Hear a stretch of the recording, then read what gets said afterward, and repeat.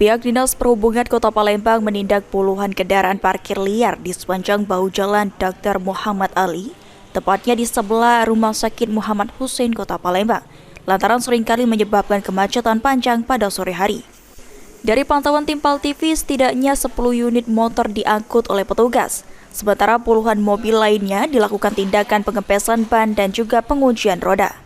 Kabid Wasdalops di Sub Kota Palembang, AK Julianza mengatakan, jika di Jalan Madang sudah ada rambu larangan parkir sehingga tidak diperbolehkan untuk parkir, baik itu kendaraan roda 2 maupun roda 4. Penertiban parkir liar ini difokuskan di jalan-jalan protokol yang ada di Kota Palembang, seperti Jalan Merdeka, Jalan Arifai, Jalan Sudirman, dan Jalan Veteran.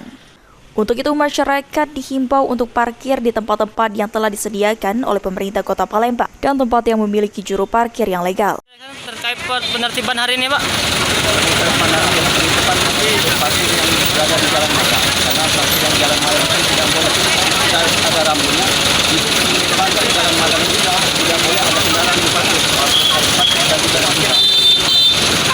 Selain Madang, di mana lagi, Pak, kita melakukan penertiban? Jadi untuk penertiban hari ini dari Jalan Merdeka, Sudirman, Jalan Madang, Sudirman, nanti kembali lagi ke Jalan Veteran. Jadi pengamatan hari ini di Kota Palembang. Ilham Wahyudi, PAL TV.